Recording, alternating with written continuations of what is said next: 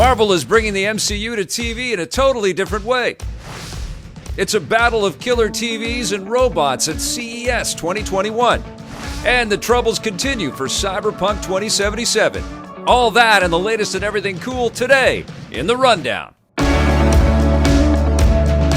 Welcome to the show, everybody. Lots of fun stuff to talk about today. Today's episode is dedicated to Vaz Vegas, who enjoyed my last episode of Vic's Basement. Thanks, buddy.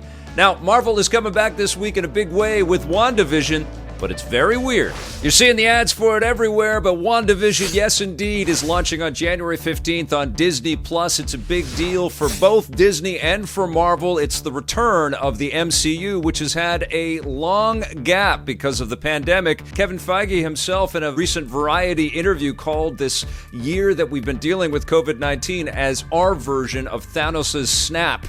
It's our blip. But yes, it's been very weird to be absent the MCU for this long, so it was quite refreshing to be able to dip my toes back into this universe. I've been able to see the first 3 episodes of WandaVision, and I enjoyed them quite a bit. They're very different, though. They're much, much stranger than anything that you've seen in this universe, which kind of fits the magical abilities of the Scarlet Witch and, of course, the enhanced android abilities of the Vision, who make up such a strange couple. They're so OP. They've got so many powers. They're so strong, but they're quite wonderful together. So it was very cool to dip into this crazy look back at television eras throughout history. And what they're doing with the show is they're jumping from decade to decade, kind of episodically.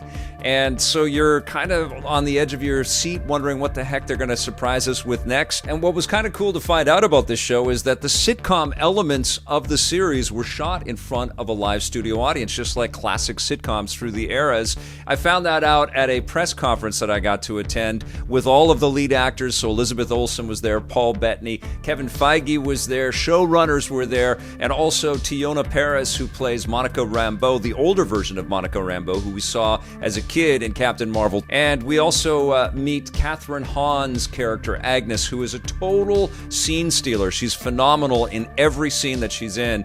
And so there is a ton of comedy and, kind of zany hijinks that happen as the Vision tries to acclimate with regular human culture. These 2 superheroes are constantly trying not to reveal that they are superheroic, but I thought it was really cool. We did learn in the press conference as well that Monica Rambeau, as an adult, Teyonah Parris, is going to be in Captain Marvel 2 in 2022. And because there's so much press bubbling up right now because of WandaVision, Kevin Feige has confirmed that Ryan Reynolds is coming back in Deadpool 3, but it looks like we're going to have to wait till about 2023 for the film. But yes, I enjoyed the first 3 episodes of WandaVision. Very much looking forward to continuing on with the series. The panel was cool. Jaleel White was the moderator, which was pretty crazy, but it was super fun. And, I am just very excited that the MCU is finally back in action. We've got tons of different projects to look forward to, different shows, different movies, all throughout 2021. And actually, Disney reached out to me and asked if EP wanted to take part in a Canadian contest to win a 1-year subscription to Disney Plus and a couple of cool WandaVision Funko Pops. And I said, heck yes, I definitely want to do that. So we actually have the entry form. It's on our Facebook page, facebook.com/Electric Playgrounds. Very easy to enter. Just answer the question that I've got on the post that I've got on that page. And I'm looking for the most creative responses. I'll announce the winner on January 15th. So head to our Facebook page, facebook.com/Electric Playground to enter.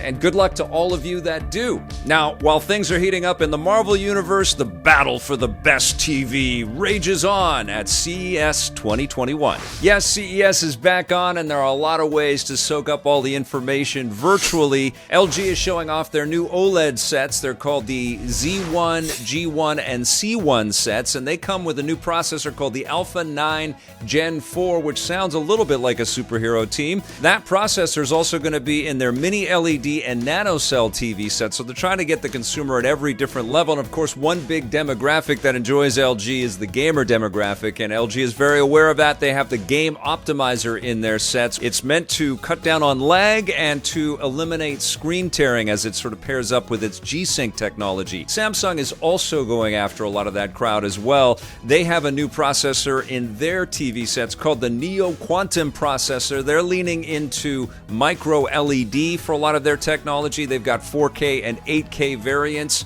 And one thing that's really cool with the Samsung televisions that are coming out in 2021 is they have a solar-powered remote control that can be powered by the lights in your home, which is great. It's definitely taking the environment into consideration, which I really appreciate. And another cool thing that Samsung showed off is a robot that can actually open doors and serve you drinks and things. It's called Handy. And I think Samsung should quickly rethink that name before they release this robot. But it's crazy. It looks like we are going to be able to purchase robots that can help us around the house, not just the vacuum cleaner robots that are out there that are getting better all the time. Now, CES is continuing to go on, so I'm going to have more reports from the show and talk about some of the other cool tech and gadgets that we see down there. But speaking of tech and gadgets, it's time to take another look at what's going on in the world of Cyberpunk 2077.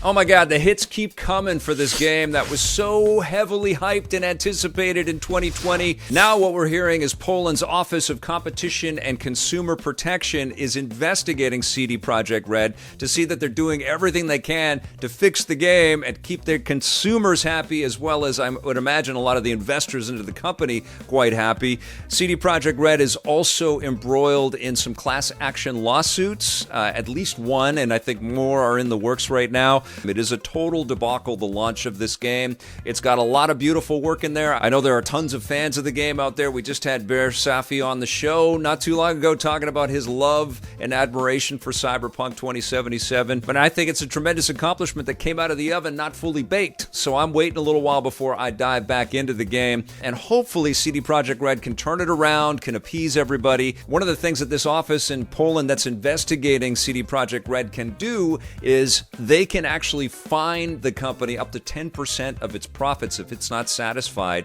that CD Projekt Red is doing everything it can to make amends.